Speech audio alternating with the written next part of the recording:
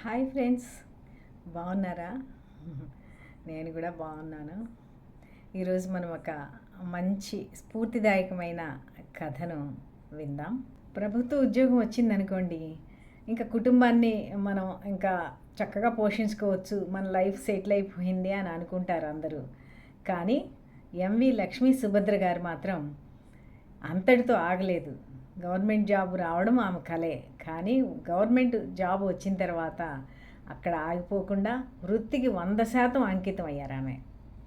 కాబట్టి గిరిజనులకు మలేరియా అమ్మ కాగలిగారు. ఆ కృషి వల్లే ఆమెకు దక్షిణ భారతదేశం నుంచి WHO గుర్తింపు పొందిన ఏకైక మైక్రోస్కోపిస్ట్గా గుర్తింపు పొందారు. మరి ఆమె కథను ఇప్పుడు మనం విందామా? ఈ ఫోటోలో ఉన్న ఆమె పేరు ఎంవి లక్ష్మీ సుభద్ర గారు. ఆమె కథను ఆమె ఏం చెప్పారో మనం విందాం ఇప్పుడు. మా స్వస్థలం శ్రీకాకుళం. నాన్న పేరు మంగు వెంకట రంగనాథం, ఆయన ఉద్యోగి. అమ్మ వెంకట ఝాన్సీ లక్ష్మి. నాకు 10వ తరగతి పూర్తయిందో లేదో పెళ్ళయింది. కానీ మా వారు జనార్దన్ రావు ప్రోత్సాహంతో తిరిగి చదువుకున్నా. ఆంధ్ర యూనివర్సిటీ నుండి MSc మైక్రోబయాలజీ పూర్తి చేశా.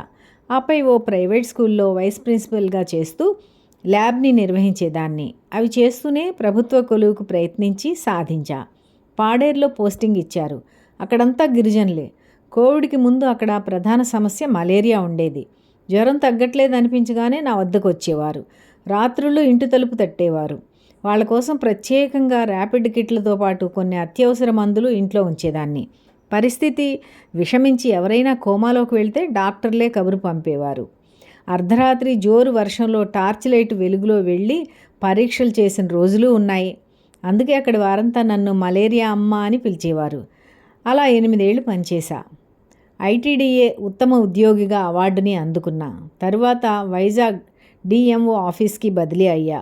అక్కడ జిల్లా స్థాయిలో కొత్తవారికి శిక్షణ, అనుభవం ఉన్నవారికి రీఓరియంటేషన్ ప్రోగ్రాంలు నిర్వహించేదాన్ని.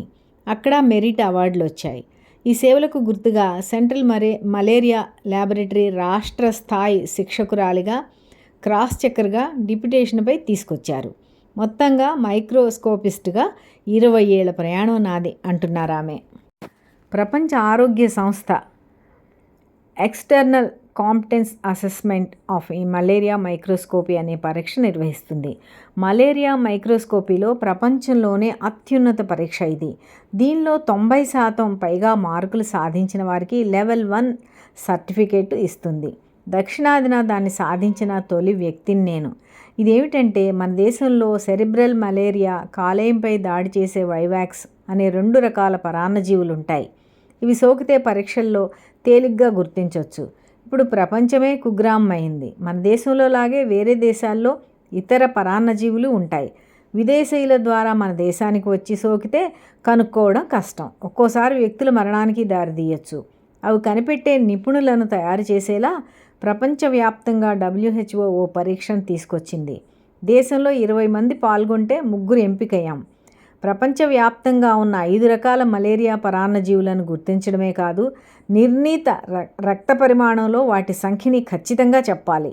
నిజానికి మన దగ్గర తక్కువ, మధ్యస్థం, ఎక్కువ అని చెప్తే సరిపోతుంది. కానీ ఇక్కడ ఖచ్చితమైన సంఖ్యను చెప్పాలి. సమయ పరిమితి 5 నిమిషాలే.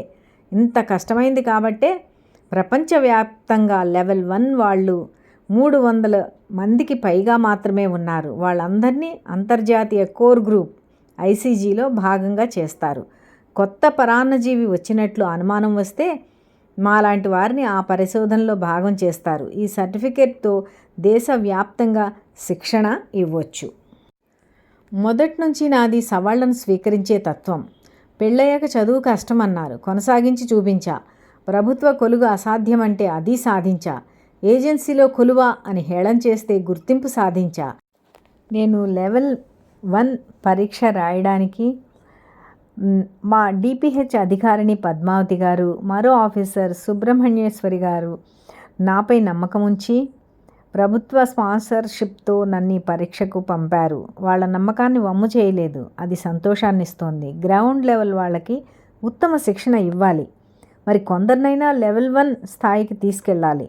ప్రపంచంలో 2 దేశాలు ఉన్నాయి మలేరియా లేని దేశాలు. వాటి సరసన మన ఏపీని నిలబెట్టాలన్నది నా ముందున్న లక్ష్యాలు అంటున్నారు ఆమె. విన్నారు కదండి, చాలామంది గవర్నమెంట్ జాబ్ వచ్చిందనగా రిలాక్స్ అయిపోతారు. ఏదో టైంకి వెళ్ళడం, అక్కడ ఏదో పని ఉంటే చేయడం, లేకపోతే కూర్చోవడం, వచ్చేయడం. మన జీతం మనకు వస్తే చాలు అనుకునే వాళ్ళు ఎక్కువ శాతం ఉన్నారు. సిన్సియర్గా పనిచేసే వాళ్ళు కూడా చాలామంది ఉన్నారు. ఆ పక్కన చేరుతారు మన ఎంవి లక్ష్మీ సుభద్ర గారు. ప్రభుత్వ ఉద్యోగులందరికీ ఒక స్ఫూర్తిదాయకమైన మహిళ ఆమె. ఆమె వలన మన ఆంధ్రాకి ఒక మంచి గుర్తింపు వచ్చిందంటే ఎంత గ్రేట్ అయిన విషయం కదండి. అలాగే ప్రతి ఒక్కరూ సమర్థవంతంగా పనిచేస్తే ఈ దేశం ఎంతో ముందుకు వెళ్తుంది. కాబట్టి ప్రతి ఒక్కరూ కూడా ఎంవి లక్ష్మీ సుభద్ర గారిని ఆదర్శంగా తీసుకొని తమ ఉద్యోగ నిర్వహణలో, తమ చేసే పనిలో ఇంకా ఏం చేయగలం, ఈ దేశాన్ని ముందుకు తీసుకెళ్లాలంటే మనం ఏం చేయగలమని ఆలోచించి చేసిన రోజున మనం అన్ని దేశాల కంటే కూడా ముందుంటాం. ఈ వీడియో మీకు నచ్చిందా? నచ్చితే లైక్ చేయండి, కామెంట్ చేయండి, సబ్స్క్రైబ్ చేయడం మర్చిపోకండి. ఈ కథని స్ఫూర్తిదాయకంగా మాత్రం తీసుకోండి. మీ ఫ్రెండ్స్కి కూడా స్ఫూర్తి కలిగించాలనుకుంటే ఈ కథను మీరు షేర్ చేయండి.